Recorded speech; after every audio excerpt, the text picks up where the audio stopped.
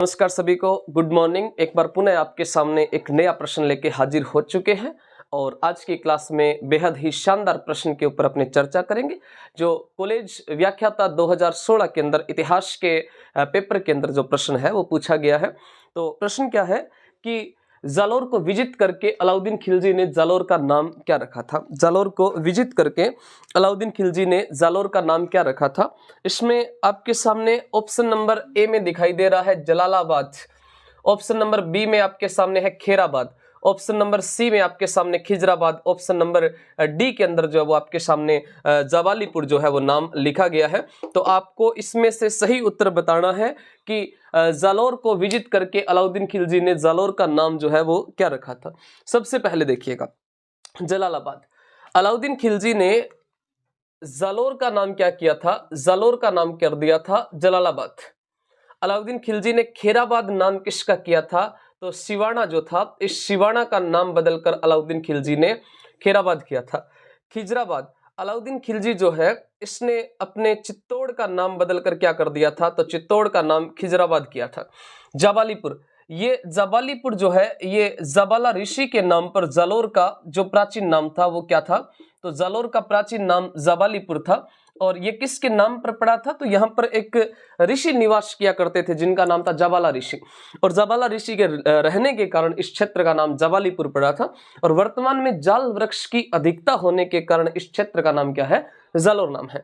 देखिएगा जलालाबाद जो है, जालोर जो था, इस जालोर की अगर बात करें तो अलाउद्दीन खिलजी ने जालोर पर आक्रमण किया था 1311 के अंदर। 1311 में अलाउद्दीन खिलजी जो है वो जालोर पर आक्रमण करते हैं।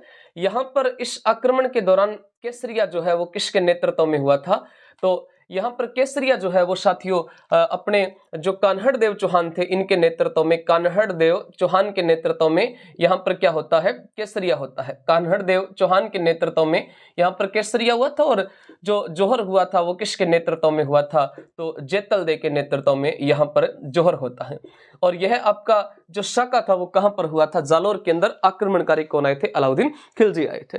सिवाना की अगर बात की जाए, सिवाना पर अलाउद्दीन खिलजी ने 1308 में आक्रमण किया था। और सिवाना के अंदर केसरिया जो है, ये सिवाना के अंदर केसरिया जो है ये किसके नेतृत्व में होता है, तो शीतल देव के नेतृत्व में, शीतल देव के नेतृत्व में यहाँ पर केसरिया होता है। और सिवाना में जोहर मेणा दे के नेतृत्व में हुआ था। सिवाना में जोहर किसके नेतृत्व में होता है, तो मेणा दे के नेतृत्व में जोहर होता है। ये सिवाना का प्रथम शाखा था। सिवाना का कौन सा शाखा था, तो सिवाना का प्रथम शाखा था। सिवाना का ये प्रथम शाखा था जो आपका कब हुआ था, 1308 के अंदर हुआ था। और सिवाना के अंदर जो दूसरा शाखा है वो कल्ला रायमलोद के टाइम में होता है। कल्ला रायमलोद के टाइम में सिवाना का दूसरा शाखा होता है। उस समय कल्ला रायमलोद केसरिया करते और भान कंवर के नेतृत्व में जोहर किया जाता है और आक्रमणकारी अकबर ने मोटा राजा उदय सिंह को भेजा था। चित्तौड़ के अंदर अलाउद्दीन खिलजी ने आक्रमण किया था 1303 में। यहाँ पर जो केसरिया था वो किसके नेतृत्व में होता है, रावल रतन सिंह के नेतृत्व में होता है। रावल रतन सिंह के नेतृत्व में यहाँ पर क्या होता है, केसरिया। और यहाँ पर जोहर जो था वो किसके नेतृत्व में हुआ था, तो यहाँ पर जोहर जो है वो साथियों हो जाएगा पद्मिनी के नेतृत्व में।